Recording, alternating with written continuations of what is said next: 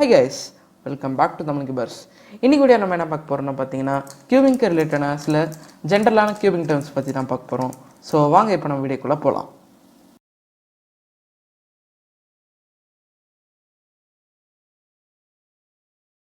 So இப்போ நம்ம first பார்க்க போற டேர்ம் என்னன்னு பாத்தீங்கன்னா TPS. இப்போ வந்து TPS என்னன்னு பாத்தீங்கன்னா டர்ன்ஸ் பெர் செகண்ட் அர்த்தம். இப்போ நம்ம வந்து டிபிஎஸ் வந்து எப்படி கால்குலேட் பண்ணுவோம்னு பார்த்தீங்கன்னா, ஃபார் எக்ஸாம்பிள் இப்போ வந்து இந்த ஃபார்முலா எடுத்துக்கிட்டிங்கன்னா இதில் வந்து சால்வ் பண்ணுறதுக்கு வந்து 14 மூவ்ஸ் ஆகும்.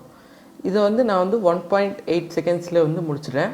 ஸோ இப்போ வந்து நம்ம என்ன பண்ணோம்னா 14 மூவ்ஸ் பண்ணியிருக்கோம். அதுக்கப்புறம் அதுக்கு வந்து 1.8 செகண்ட்ஸ் எடுத்துக்கிச்சு. ஸோ வந்து 14/1.8 செகண்ட்ஸ் வந்து நம்ம வந்து பண்ணணும்.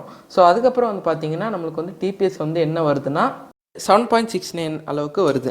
ஸோ இந்த மாதிரி தான் நம்ம வந்து டிபிஎஸ் வந்து கால்குலேட் பண்ணோம். வந்து நம்ம நொட்டேஷன்ஸ் அண்ட் அலெக்ஸ்னா என்னென்னு பார்க்கலாம். இப்போ வந்து நொட்டேஷன்னா என்னென்னு பார்த்தீங்கன்னா, நம்ம வந்து க்யூப்பில் வந்து ஒரு டேர்ன் பண்ணுறோன்னா ஸோ அதுக்கான டேர்ம் தான் அந்த நொட்டேஷன்ஸ்னு சொல்லுவோம். ஸோ இப்போ வந்து அவங்க நொட்டேஷன்ஸ் தெரியாதனா நொட்டேஷனுக்கான வீடியோ வந்து லிங்க் வந்து மேலே ஐ பட்டனில் கொடுக்குறேன், அதை போய் செக் பண்ணி பாருங்கள். ஸோ ஜென்ரலாக நொட்டேஷன்ஸ்னால் என்னென்னு உங்கள் எல்லாருக்கும் தெரியும். ஆலெக்ஸ்னா என்னென்னு பார்த்தீங்கன்னா, நம்ம வந்து இந்த க்யூபில் வந்து ஒரு ஸ்டெப்பு வந்து சால்வ் பண்ணுறோன்னா அதுக்கு யூஸ் பண்ணக்கூடிய ஒரு செட் ஆஃப் நொட்டேஷன்ஸ்லாம் வந்து ஆலெக்ஸ்ன்னு சொல்லுவாங்க. இப்போ வந்து நம்ம ரீக்ரிப்ஸ்னால் என்னென்னு பார்க்கலாம். இப்போ நம்ம ரீக்ரிப்ஸ் பார்க்குறதுக்கு முன்னாடி இப்போ வந்து ஹோம் கிரிப்னா என்னென்னு தெரிஞ்சுக்கோங்க. ஹோம் கிரிப்னா என்னென்னு பார்த்தீங்கன்னா, நீங்கள் எப்போது நார்மலாக எப்படி உங்கள் க்யூபை படிக்க போவீங்களோ அதான் home grip. So generally home grips வந்து நான் எல்லோரும் எப்படி பிடிப்பாங்கன்னா தம்ப் ரெண்டும் ஃப்ரண்ட்டில், ஸோ அதுக்கப்புறம் பார்த்தீங்கன்னா இந்த 2 ஃபிங்கர்ஸ் வந்து பேக்கில், அப்புறம் இந்த ஃபிங்கர் மூவ்ஸ் பண்ணுறதுக்கு, அப்புறம் வந்து இதை வந்து ஃப்ரீயாக விட்டுருவாங்க, அதாவது பிங்கி ஃபிங்கரை. ஸோ இதுதான் வந்து ஹோம் கிரிப். இப்போ வந்து ரீக்ரிப்னா என்னென்னு பார்த்தீங்கன்னா, இப்போ நீங்கள் ஹோம் குரூப்லேருந்து உங்களோட அதாவது உங்கள் மொத்த கையையும் வந்து இந்த மாதிரி மாற்றுறது தான் வந்து ரீக்ரிப். இந்த ரீக்ரிப்லேயே பார்த்தீங்கன்னா 2 டைப் இருக்குது. ஒன்று வந்து ஹார்ட் ரீக்ரிப், இன்னொன்று வந்து சாஃப்ட் ரீக்ரிப். இப்போது ஹார்ட் ரீக்ரிப்னா என்னென்னு பார்த்தீங்கன்னா, உங்கள் மொத்த கையும் இந்த மாதிரி இப்போ மாற்றிட்டு இப்படி நீங்கள் வந்து டர்ன் பண்ணுறீங்கன்னா அதுதான் வந்து ஹார்ட் ரீக்ரிப். சாஃப்ட் ரீக்ரிப்னா என்னென்னு பார்த்தீங்கன்னா, உங்கள் மட்டும் யூஸ் பண்ணி டர்ன் பண்ணிக்கிட்டே அதோட சேர்த்து உங்கள் மொத்த கை இன்வால்வ் ஆகுறது. ஸோ இதுதான் வந்து சாஃப்ட் ரீக்ரிப்னு சொல்லுவாங்க. வந்து நம்ம டேர்னிங் அக்யூரேசின்னு என்னென்னு பார்க்கலாம்.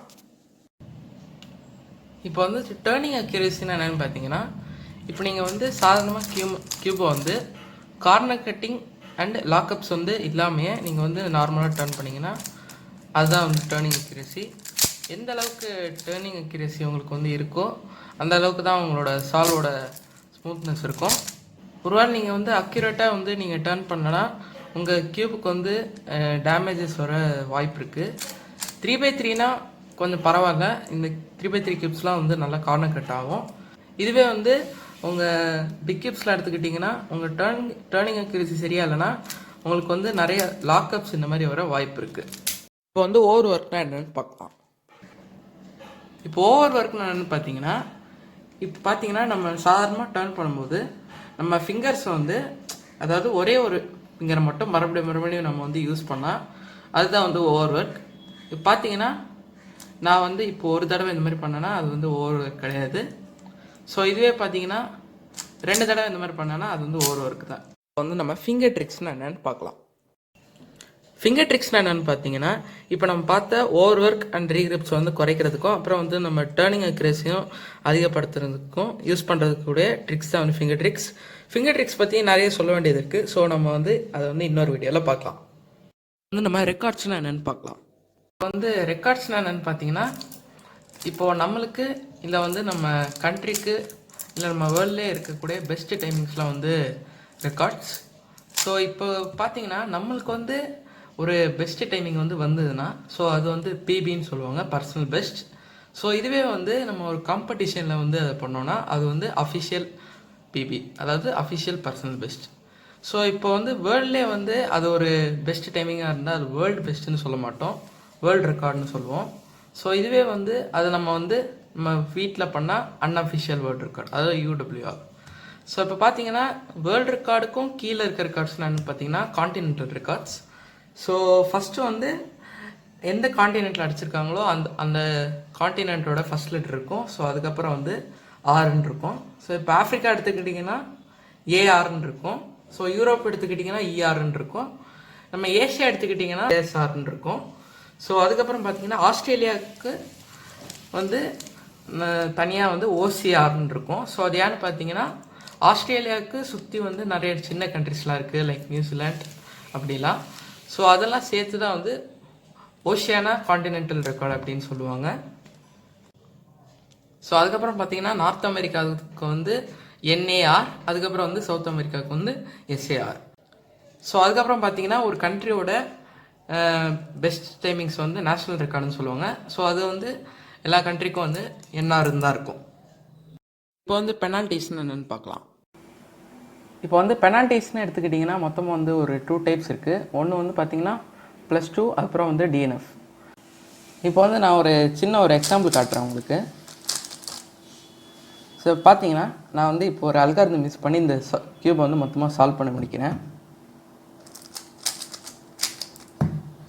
இப்போ பார்த்தீங்கன்னா நான் வந்து டைமரை வந்து ஸ்டாப் பண்ணிட்டேன், ஆனால் வந்து எனக்கு இன்னும் 1 மூவ் பண்ணணும். ஸோ இது வந்து பார்த்தீங்கன்னா +2 செகண்ட்ஸ் வந்து நம்ம சால்வ் டைமிங்கோட ஆட் ஆகும், அதுதான் வந்து +2. ஸோ இதுவே வந்து பார்த்தீங்கன்னா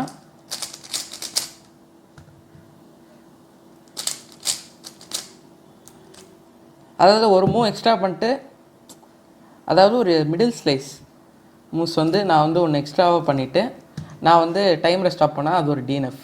ஏன்னா வந்து அப்போ வந்து பார்த்தீங்கன்னா நம்மளுக்கு வந்து ஒரு ஜஸ்ட் ஒரு யூ ப்ரைம் மூவ் மட்டும்தான் இருந்தது. ஸோ அது வந்து ஜஸ்ட் ஒரு மூவ்.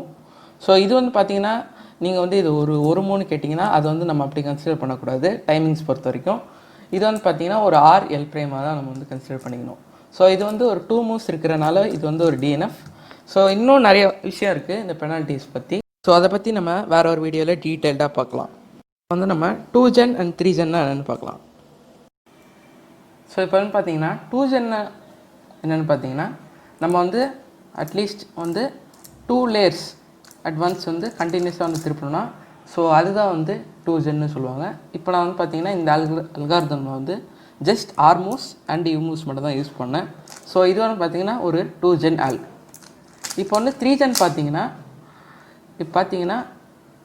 இப்போ நான் வந்து இங்கே ஒரு ஆல்க் பண்ணுறேன்னு வச்சுக்கோங்க. அதாவது right U R prime U R U2 R white prime. So இது வந்து பார்த்தீங்கன்னா 3 gen அல்காரிதம். அது ஏன்னு பார்த்தீங்கன்னா நம்ம வந்து R wide ஒன்று யூஸ் பண்ணுறோம், R வந்து யூஸ் பண்ணுறோம், ஸோ அதுக்கப்புறம் பார்த்தீங்கன்னா U யூஸ் பண்ணுறோம். ஸோ இது வந்து பார்த்தீங்கன்னா 3 gen ஆல்க்ஸ்.